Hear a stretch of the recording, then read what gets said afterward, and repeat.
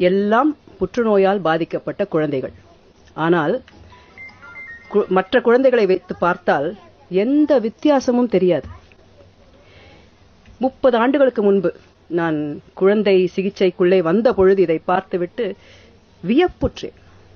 இந்த குழந்தைகளுக்கு வித்தியாசமே இல்லையே, புற்றுநோய் என்பது கொடிய நோய் ஆயிற்று, எப்படி இது சாத்தியமானது எனக்கு தெரியவில்லை. எனக்கு இங்கே வந்த பிறகு, இவர்களுடன் பழகிய பிறகுதான் எனக்கு தெரிய வந்தது. அதற்கு என்ன காரணம் என்றால், இவர்கள் சாதாரண குழந்தைகள் அல்ல, தெய்வ குழந்தைகள்.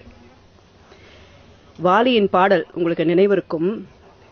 இதோ எந்தன் தெய்வம் முன்னாலே நான் ஒரே ஒரு புன்னகையை கண்டேனே, பாசமுள்ள பார்வையிலே கடவுள் வாழ்கிறான், அவன் கருணையுள்ள நெஞ்சினிலே கோயில் கொள்கிறான். பாசமுள்ள பார்வை, கருணையுள்ள நெஞ்சு, இவர் ஒவ்வொருவருக்கு உள்ளேயும் கடவுள் இருக்கிறார். ஆதாரபூர்வமாக நிரூபிக்கிறேன். ஒரு நாள் ஒரு 2-3 வருஷத்துக்கு முன்னாடி நான் கீழே வாசல்ல நின்றுட்டு இருந்தேன். நீங்க வந்த இடத்துல நின்றுட்டு இருந்தேன். மதியம் ஒரு 4 மணி, நல்ல வெயில். ஒரு குழந்தை, எங்களோட குழந்தை கீமோதெரப்பி முடிச்சுட்டு வீட்டுக்கு போறான். அவனுடைய அம்மா கூட போயிட்டு இருந்தாங்க. அவங்க ஒரு சின்ன குழந்தை பிள்ளைய தூக்கிட்டு போயிட்டு இருந்தாங்க. இவன் கையில 2 பெரிய மூட்டையை கொடுத்துட்டாங்க. நடந்து போறான். இங்க நடந்து போறான்னா வள்ளுவர் கோட்டம் பஸ் ஸ்டாண்ட், இங்க 15 நிமிஷம் போனோம். நல்ல வெயில், நடந்து போறான். அப்பதான் கீமோதெரப்பி முடிச்சு டிஸ்கனெக்ட் பண்ணிருக்காங்க. கீமோதெரப்பி கொடுக்கும்போது குடல்லாம் கபகபன்னு எரியும். அந்த குழந்தை என்ன பார்த்ததும் அந்த 2 பைய வச்சுட்டு மேடம் டாடா அப்படின்னு சிரிச்சுட்டு போச்சு. எனக்கு என்ன வியப்புனா, நமக்கு அப்படி ஒரு நோய் வந்தா நம்ம அப்படி செய்வோமா? ஒரு மூலையில துவண்டு கிடப்போம். இவங்களுக்கு இவங்க நோய் பெருசா தெரியல, எனக்கு டாட்டா சொல்லணும், அம்மாக்கு உதவி செய்யணும், அதுதான் பெருசா தெரிஞ்சு. அதான் சொன்னேன், கடவுள் இந்த குழந்தைங்களுக்குள்ள இருக்காரு. ஸ்ரீராம்னு ஒரு குழந்தை. ஸ்ரீராமோட போட்டோ இங்க இருக்கு. ஸ்ரீராம் ரஜினி சாரை சந்திக்கணும்னு சொன்னாரு. ரஜினி சார் வீட்டுக்கு கூட்டு போனேன். ரஜினி சார் பார்த்ததும் ரஜினி சார் கேட்டாரு, தம்பி உனக்கு என்ன வேணும், நீ என்ன வேணா கேளுத்தாரேனாரு. ஒன்னும் வேண்டாம் சார், உங்களை பார்த்தது ரொம்ப சந்தோஷம். ஆனா என்ன மாதிரியே நிறைய குழந்தைங்க இங்க மருத்துவமனையில இருக்காங்க, அவங்க உங்களை பார்க்க விரும்புறாங்க, நீங்க வரணும்னு சொன்னான். அவனுக்கு ஒன்னும் கேட்க தோணல. மத்தவங்களுக்காக அவரை வரவழைச்சான். அவர் வந்தாரு, அத்தனை குழந்தைங்களையும் சந்திச்சாரு. அது ஸ்ரீராம்னால அவர் வந்தாரு, நான் கூப்பிட்டதுனால வரல. இந்த மாதிரி எங்க குழந்தைங்க வலி இருக்கும் போதும் அவங்க கண்ணுல தண்ணி வரும், ஆனா அம்மாவை பார்த்து நீ அழாதேன்னு சொல்லுவாங்க. அதுதான் இந்த குழந்தைகளுக்குள்ள கடவுள் இருக்காருன்னு நான் சொல்றது. இந்த குழந்தைகளை நீங்க ஒருத்தரா சந்திக்க போறீங்க, இதுக்கு மேல நான் பேச விரும்பல. ஆனா இந்த பாசமுள்ள பார்வை, கருணையுள்ள நெஞ்சமுடைய ஒரு மனிதனை, ஒரு மகானை அண்மையில் நான் சந்தித்தேன். பாரத பிரதமர் நரேந்திர மோடி அவர்கள். அவருக்கு நான் ஒரு கடிதம் எழுதி போட்டேன்.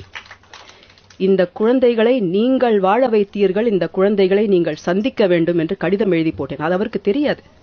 அவர் தான் இந்த குழந்தைகளை வாழ வைக்கிறார்னு அவருக்கு தெரியாது. எப்படின்னா 2014 அவர் அரசு பதவி ஏற்ற உடனே இந்த CSR, கார்ப்பரேட் சோஷியல் ரெஸ்பான்சிபிலிட்டிங்கிற அந்த சட்டம் அமலுக்கு வந்திருந்தது. ஆனா சட்டத்தை வலியுறுத்தினார், எல்லாரும் கடைபிடிக்கணும்னு வலியுறுத்தினார். அப்படின்னா என்னன்னா, பெரிய பெரிய கம்பெனிகள் அவங்களுடைய ஆதாயத்திலிருந்து ஒரு தொகைய சுகாதாரத்துக்காகவும் கல்விக்காகவும் ஒதுக்கீடு செய்யணும். அந்த சட்டம் வந்ததுக்கு அப்புறம் எங்களுக்கு நிதி அதிகமா வர ஆரம்பிச்சது. அதுக்கு முன்னாடி ரொம்பவும் கஷ்டப்பட்டோம் சார். 2002 ஆரம்பிச்ச போது ஒரு குழந்தை சிகிச்சைக்கு 5 லட்சம் ஆகும்.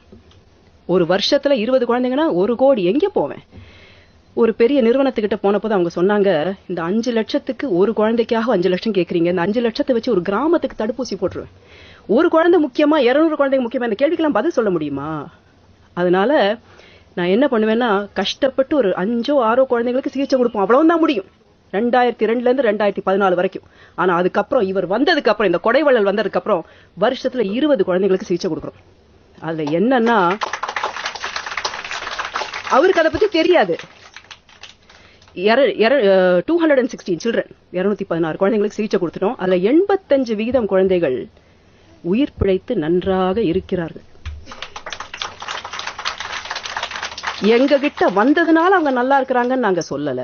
ஆனா இந்த நிறுவனம் அளித்த சிகிச்சையினால் அவர்கள் நன்றாக இருக்கிறார்கள். அதுக்கு மருத்துவம் காரணம், மருத்துவர்கள் காரணம், இந்த நிறுவனம் காரணம், இந்த நிறுவனத்திற்கு உதவி செய்த கொடையாளர்கள் காரணம். ஆனால் அந்த நிதியை வரவழைத்த இந்த மகான் ஒரு முக்கிய காரணம். 10 நிமிஷம் எங்களை சந்திச்சாரு. 9 குழந்தைங்களோட நானும் 9 குழந்தைங்களும் சந்திச்சோம் இவரை. ஒவ்வொரு குழந்தைகிட்டையும் நீ வாழ்க்கையில என்ன செய்ய விரும்பணும்னு கேட்டார். ஒவ்வொரு குழந்தைகிட்டையும் கேட்டார். சில குழந்தைங்க டாக்டர் ஆகணும்னாங்க, சில குழந்தைங்க இன்ஜினியர் ஆகணும்னாங்க. பொறுமையா கேட்டுக்கிட்டாரு. அப்புறம் சொன்னாரு, டெல்லி பார்த்திருக்கீங்களான்னாரு. நான் சொன்னேன், தமிழ்நாடு எல்லையை தாண்டினதில்லை சார். அப்ப என்கிட்ட சொன்னாரு, டெல்லி கூட்டிட்டு வாங்க, என் வீட்டுல மத்தியானம் சாப்பாடு போடுறேன். கிளம்பி போகும்போது லஞ்ச் கேலியே ஆனா புல்னா மத் அப்படின்னாரு. அவர் அது சொன்னதுமே என் மனசு நிரம்பி வடிஞ்சுது. யாருங்க இப்படி சொல்லுவாங்க? இந்த மகானை சந்திச்ச அந்த அனுபவத்தை நான் ஒரு நாளும் மறக்க மாட்டேன். அண்மையில இன்னொரு அருளாளரை சந்திச்சேன். எனக்கு ஒரு கடிதாசி வந்தது. ஹைகோர்ட் ஆர்டர்னு போட்டிருந்து. பார்த்த உடனே நடுங்கி போயிட்டேன். இந்த டெலிகிராம் பார்த்தோன்னா ஐயோ யாரோ போயிட்டாங்கன்னு எல்லாம் பயப்படுவாங்களா அந்த மாதிரி. ஆனா அது அந்த ஹைகோர்ட் ஆர்டர் ஒரு நீதியரசர் தீர்ப்பு எழுதியிருந்தார்.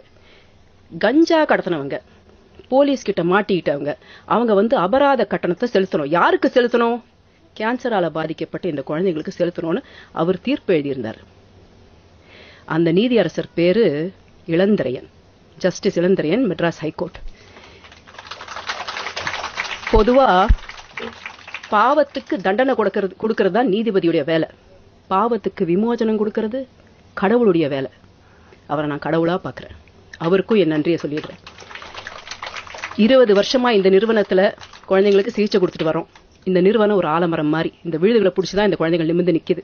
இந்த நிறுவனத்தை சார்ந்த அத்தனை பேருக்கும், from the chairman, Dr. A.C. Muthaiya, to all the doctors, I am extremely grateful.